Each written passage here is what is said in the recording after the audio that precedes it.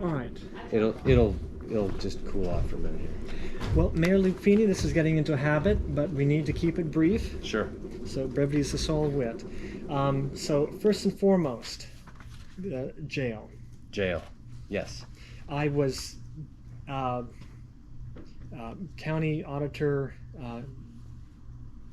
Lehner had a conference this morning, and he said that he wanted to address some misinformation on social media. Okay. That was 9 this morning. So he Okay. explained why he had sent out the bill to the Okay. city and started this whole process. Okay. So what is your take on it? Well, I'm not familiar with that conversation, but at the last committee meeting we were at, what was discussed and what has happened since then is that I would reach out to the commissioners. The agreement is between the commissioners and the mayor, essentially, and so that's what I've done.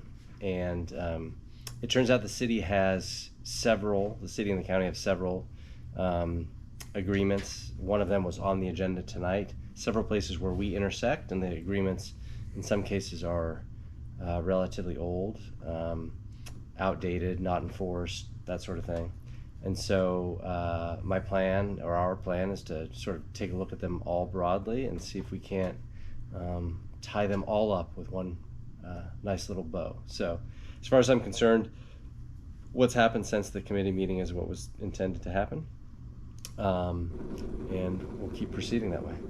I have a good relationship with the commissioners, and I hope they would say the same, and I think that I look forward to getting the whole thing solved and put behind us. So since this one issue was raised, you felt you need to take a look at all the interactions between city and county. Well, what has been referenced quite frequently is a contract that nobody involved in government today was a part of. Back in the 90s. Correct. And so what we don't know is the context of those negotiations, right? We just know all we're looking at is a single contract without knowing any of the context. So to that point, there are other contracts that are between the city and the county that might be relevant in that negotiation. One of them, the one that's on council agenda tonight, is for indigent defense and who pays for that. That agreement references two things. One is it says something about being reimbursed, that the city will pay the county, but that means that the city can be reimbursed for some costs from the state. I'm not sure that that's happening. And it also uses the same language that the jail contract uses, which has to do with city police arresting under city code or under state code. And that's two places now that language has come up, so it must be for a reason. And so I think it makes sense to, instead of saying we just have this one thing in isolation to talk about, let's talk about them all together to see if it makes sense to resolve them all at once. Okay. Now, have you argued that the city should not pay for the city inmates in the county jail because they're technically under state law? They're there because they broke the state law. No, I've made no arguments. Essentially what I know is that for the past 10 plus years or more, that the city police have arrested people using the state code. And during that time, I think it dates back to 2010, so before I think any of us were in office, the city has not paid for inmates at the jail. Auditor Lehner said when the city was in financial duress, 2010 to 2016, I think. It started in 2010. Well, I don't know anything about the duress. I don't know. I don't know why it stopped. Right. That's where the context comes in. But I do know that my understanding of the state law is that it's the sheriff's duty to run the jail. I know that city taxpayers pay real estate tax that goes to the county general fund, that goes to the jail. And so my response to the invoice that I received was stating what I believe to be the city's position. And so, again, I wasn't a part of, nor was anybody involved in a contract that was negotiated almost 30 years ago, and it has not been enforced in 13 years. And so I'm open to conversation, and I think the commissioners are as well. All right. Moving on, Chipotle, replacing the car wash at St. Andrews Boulevard where it intersects with Western Avenue. There were several speakers here in the public address. What can you briefly say about that situation? So there's a property on St. Andrews that was, I don't even know if it's been bought or sold, but an applicant came in to ask for zoning variances, and I believe they were granted by the Board of Zoning Appeals. The residents that were here tonight that spoke, I don't think that they were speaking in opposition to Chipotle, but were expressing their concern about the safety of the intersection. It's an intersection that has quite a bit of traffic on it. It was recently not redesigned but modified by ODOT within the last 5 years, I think, maybe 6. But they are expressing their concern about the traffic, the access, the traffic flow, that sort of thing, if Chipotle is added. So it's a complicated issue because the things that they're asking for are not new curb cuts, not new access. In fact, I think they're reducing the access to St. Andrews. And so in terms of the government's capacity to restrict a business to operate, sometimes that is limited. But I think what they've asked is reasonable, which is for conversations to continue to make the best of whatever that situation is. They're also concerned that there's other commercial property in that area that will continue to make the traffic bad or worse in that intersection. And I think it makes sense from a governmental perspective to ensure that that intersection, at the very least, is a safe intersection.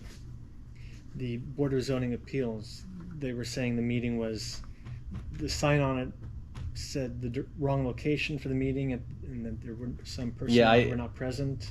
I'll have to look into, or have the Board of Zoning Appeals confirm whether or not that's the case. I'm not sure. I'm a very procedurally oriented person, and would like to make sure that any process that the city has is done by the book. And so if it wasn't the case, we'll consult with the law director and make sure that we do things the right way. There's no doubt about that. And in terms of, I'm not sure the requirements of people being there or not. I don't think that there is that requirement in the law. And again, we'll follow the law for sure. All right. And very briefly, how is the city, the process moving into the Pepsi building? So the Pepsi building, for recap for everybody, the Pepsi building was purchased several years ago after we did a facility study. The facility study recommended building a building that at the time was estimated to be about $10 million to consolidate all of our service crews into one building. So as of right now, we occupy at least 3 buildings. The building on Park Street, which the recent conversation has been, it could be potentially a Veterans Museum. The building that used to be the city school bus garage, which is at Mulberry at the head of the park. The electrician's building, which is on Bridge Street. What it would do is consolidate all of those into one building, enabling us to either demolish or move on from other facilities. We've already demolished the building that was on Riverside, which we sometimes refer to as the Bat Building. That was an old service building. And so the concept is to consolidate. And the sign shop in the park? Yeah, the sign shop, the tin shed, was also demolished, had only been used for storage, so that's another one. So what's that, 4 or 5 facilities now?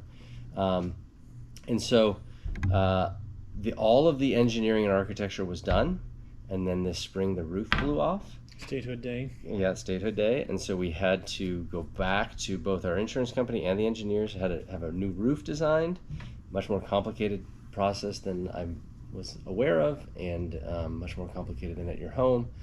And so after the design, commercial building permits need to be acquired. Even though it's a city building, we still get building permits. And then once we have that all done, we will go out to bid. The estimates for that building, like everything else in the world in the last several years, have gone up quite a bit.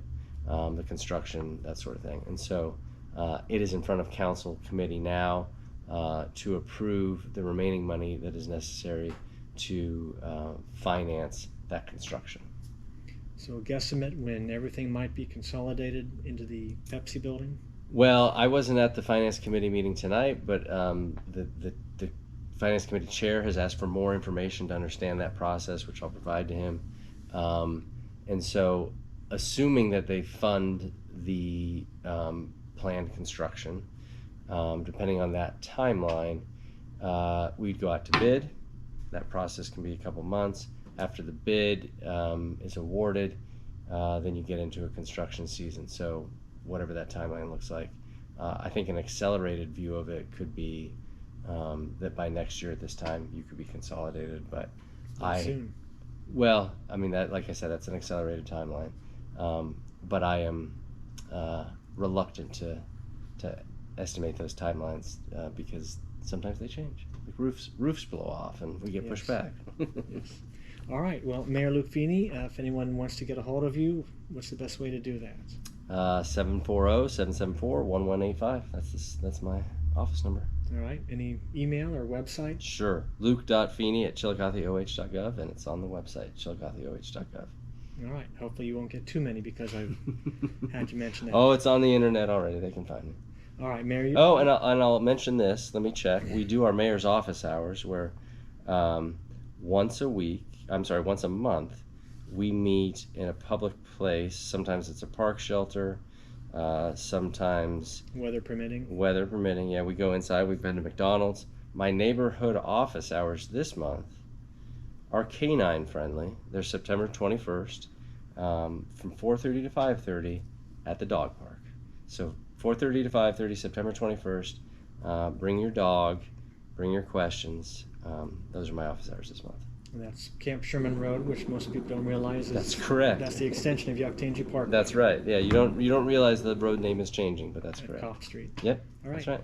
Chillicothe Mayor Luke Feeney, thank you very much. Thank you.